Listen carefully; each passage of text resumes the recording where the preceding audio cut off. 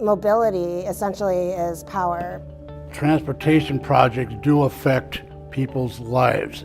What's the best way to implement effective transportation without destroying communities?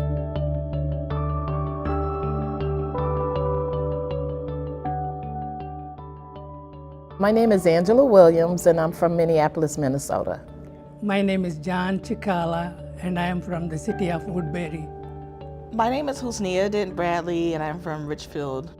Hi, I'm Juhi Pomplin. I live in Minneapolis. Hi, my name is Gerald Bruner. I'm from Watertown, Minnesota.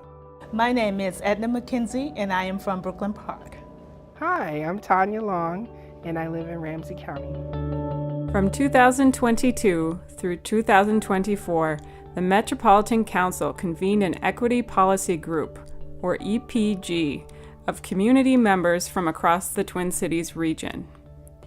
The EPG developed a transportation equity framework and tool to assess transportation processes through an equity lens and provide recommendations to make those processes more equitable. So I serve on the EPG because I'd like to lend my voice to kind of like future developments of transportation systems in the state of Minnesota. I currently serve on the Transportation Advisory Board within the Met Council, and I've seen definitely a need for a diversity of voices and people bringing different things to the table. Just being a part of the American Indian community and being such a low population, we're normally not counted because we're less than 3% of the population. So if I see equity, I come forward. I serve on the EPG because I'm a person who believes that if you want better government, private citizens need to step up and sit on committees and boards like this. So anytime there is an issue or an opportunity to make things better for communities, I want to be a part of that. So I'm bringing the voices of other community members to this panel in hopes to create change. Transportation equity is really important because mobility essentially is power. People being able to get to where they need to go efficiently and effectively allows people to do the things that they need to thrive in their lives.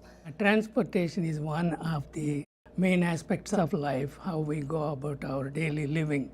So I believe there is equity among the population. Our diversity is so important, just like we all want to have fair opportunity, right? We all want to have a shot at what we are trying to do. It matters because we're a community, we're family. Neighborhoods are families. And it's important because the idea of transportation shouldn't disrupt familiar communication.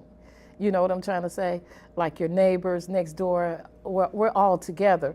So when we have transportation, we got to consider the communities that you're coming in, the people that you're serving. What's the best way to implement effective transportation without destroying communities?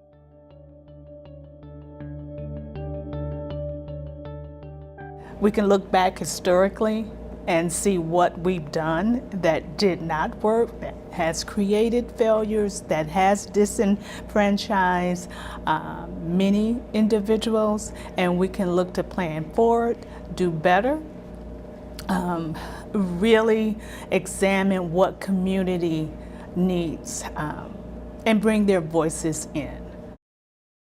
Government employees need to know that transportation projects do affect people's lives in a lot of ways. When they built 94, that was before my time actually, but I understand they used to be a neighborhood called Rondo, and that went right through it and kind of took it off the face of the earth, displaced a lot of people.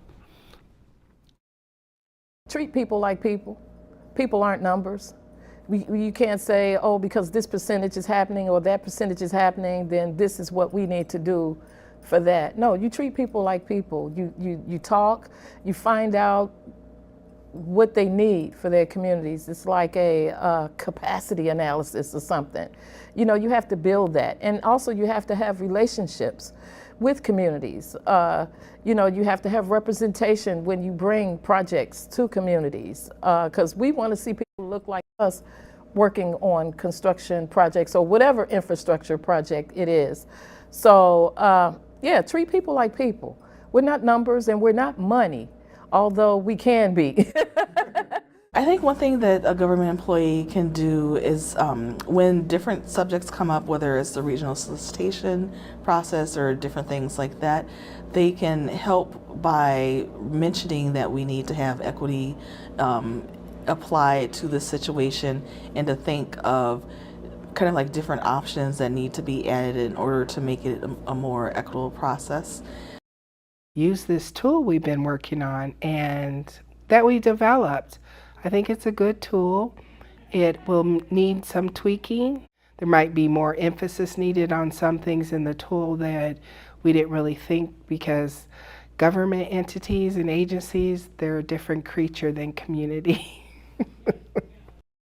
Empathy and care for the not just the project we're trying to do, but the population we're trying to serve. Just develop relationships, authentic relationships with community. And they don't have to do it just in an engagement setting, but being out in community, going to events, and just having conversation with people will go a long way. Thanks for listening to these community voices on transportation equity. To learn more about the EPG's framework and tool, please visit metrocouncil.org.